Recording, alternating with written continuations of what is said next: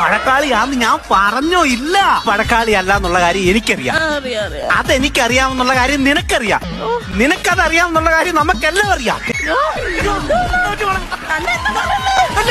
നീ വഴക്കാളി അല്ലെന്നാ പറഞ്ഞത്. വെറുതെ ചോദിക്കേണ്ട കാര്യമില്ല. എന്തിനാ അത് വീട് ഒരു ക്ഷീണമൊക്കെ ആ മുഖമൊക്കെ ഒന്ന് വൃത്തിയാക്ക്. കണ്ടോ? അപ്പൊ ഞാൻ വൃത്തിയില്ലാത്തത് അങ്ങനെയാണോ പറഞ്ഞത്? അങ്ങനല്ല പറഞ്ഞത്. എടി കഞ്ഞിക്കലം തിളച്ച് കഞ്ഞിവെള്ളം ഉണങ്ങിയിരിക്കുന്ന പോലെ നിന്റെ കവിളിൽ കണ്ണുനീര് പറ്റിയിരിക്കും. അതൊന്ന് തുടച്ച് വൃത്തിയാക്കാനല്ല പറഞ്ഞത്.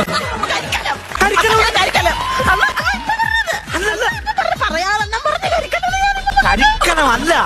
നമ്മുടെ ഇവിടെ ലക്ഷ്മി ദേവിയുടെ ഫോട്ടോ ഇരിക്കത്തില്ലേ? അതിനകത്ത് താഴെ ഒരു പൊൻകുടം ഇരിക്കുന്നില്ലേ? ആ പൊൻകുട വാങ്ങി. അപ്പൊ ഞാൻ കഴുത്ത് നീണ്ടത്. അല്ല മോളെ, നീ അതുപോലെ എനിക്ക് വയ്യ. അവിടെ ഞാൻ എനിക്ക് സഹിക്കാനുള്ള സാധ്യതയില്ല. എനിക്ക് അതൊക്കെ വിടം. നീ എന്തൊരു കഷ്ടമാണെന്ന് പറയാം. ഒന്നും ചെയ്യണ്ട. നീ മിണ്ടത് അനങ്ങാതെ തിരിക്കാമോ? അപ്പൊ ഞാൻ കുഴിമടിച്ച് അയ്യോ